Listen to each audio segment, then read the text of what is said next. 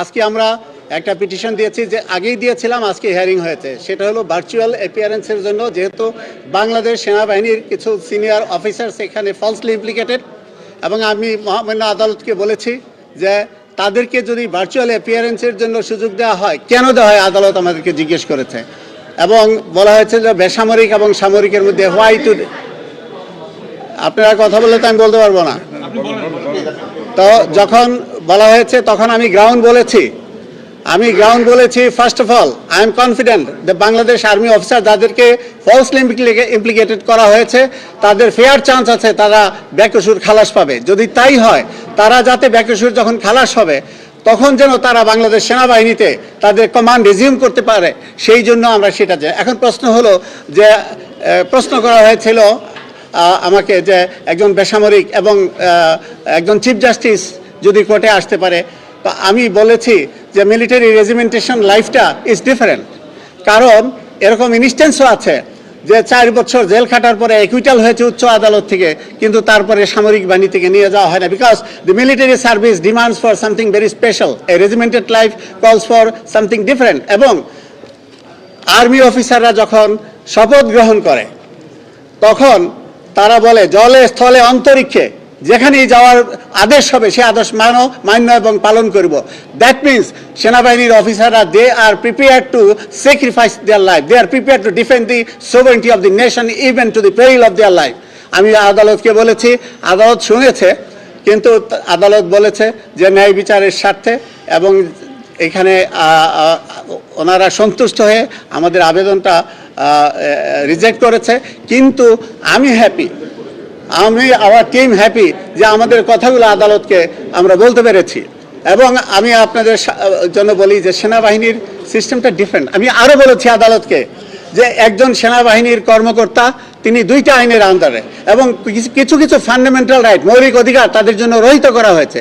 These are the sacrifices they are doing. Not only that, the training, 3 বছর Bangladesh military একাডেমির যে training, পৃথিবীর কোনো সংস্থায় কোনো প্রতিষ্ঠানে এই ট্রেনিং নাই। কেন তারা করে? তারা এই ট্রেনিংগুলো করে to keep them fully prepared for the war, এবং এইটা ডিফারেন্ট একটা সিচুয়েশন।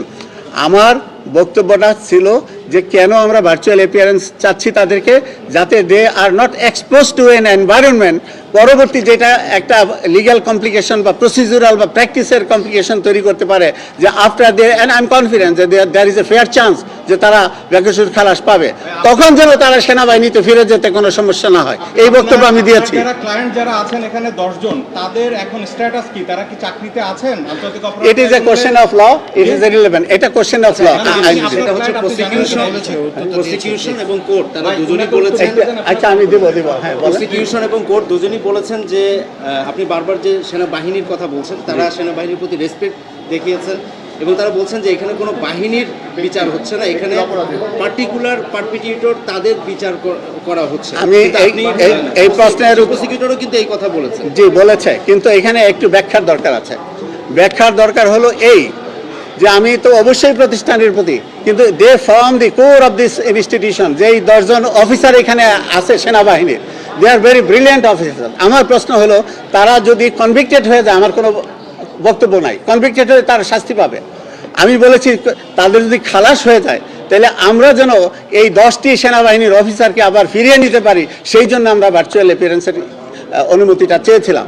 এখন প্রশ্ন হলো যে বেসামরিক কর্মচারী এবং সামরিক কর্মচারীর যে ডিফারেন্সটা কেন আমরা তাদেরকে এক্সপোজ করতে চাচ্ছি না, সেটা আমরা আদালতে ব্যাখ্যা করেছি, আপনারা যারা ভিতরে ছিলেন দেখেছেন।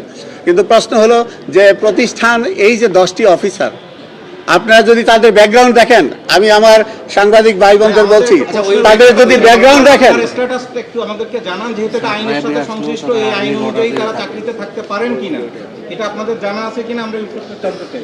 তারা চাকরিতে থাকবে কিনা এটা হলো কোশ্চেন অফ ল। আমি আইনের উপরে কোনো উত্তর দেব না। আমি তো বললাম যে এটা তো কোশ্চেন অফ ল, এটা আমি উত্তর দিতে পারবো না। এটা কোশ্চেন অফ ল। মিডিয়া ট্রায়ালের কথা বলছেন, মিডিয়া ট্রায়াল কি হচ্ছে? মিডিয়া ট্রায়াল বলতে ভুল বুঝবেন না। মিডিয়া ট্রায়াল বলতে আমি আপনাদের বুঝাইনি। আপনারা দেখছেন এখানে অনেক লাইসেন্সবিহীন ইউটিউব আছে যাদের কোনো ঠিকানা নাই, যাদের আপনারা আমাকে ভুল বুঝবেন না সাংবাদিক ভাই বোনেরা। আমি মিডিয়া ট্রায়াল বলতে বলতেছি, আপনারা দেখেন ব্যাগের ছাতার মতো কত ইউটিউব আছে, সত্য মিথ্যা সব বানোয়াট কথাবার্তা বলতেছে, আমি তাদের বলেছি আপনারা হলেন সমাজের রিফ্লেকশন অফ দি সোসাইটি, এবং সাংবাদিকদের সাথে আমার দীর্ঘদিনের পরিচিত, বিভিন্ন ক্যাপাসিটিতে আমি কাজ করেছি, আপনারা অনেকেই আমাকে চেনেন।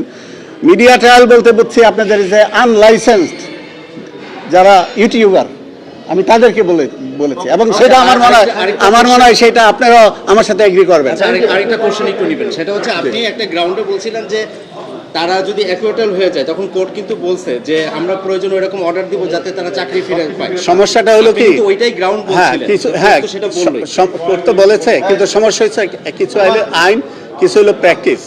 একটা মানুষ যখন এক্সপোজড হয় ইন অ্যান এনভায়রনমেন্ট, যেটা আমরা সামরিক বাহিনী, সেনাবাহিনীর অফিসার এবং সৈনিকদেরকে একিউরিয়ামের মাছের মতো রাখি, বিকজ তাদের ফাইটিং স্পিডকে আপ রাখতে হলে কিছু কিছু জিনিস আমাদের খেয়াল রাখতে হয়, যেই কারণে কিন্তু কিছু ফান্ডামেন্টাল রাইটসও তাদের কার্টেল করা হয়েছে two keep them away from other things. তো আমি সেইটাই বলেছি যে এইভাবে এক্সপোজ না করে, যেহেতু আইন রয়েছে দেশে, ভার্চুয়াল অ্যাপিয়ারেন্সের আইন রয়েছে, এবং আইনের কোনো ঘাটতি নাই এখানে, কোর্টের ডিসক্রিপশন আছে, আমি সেটা ব্যাখ্যা করেছি, কোর্টকে আমরা আদালতকে বলেছি।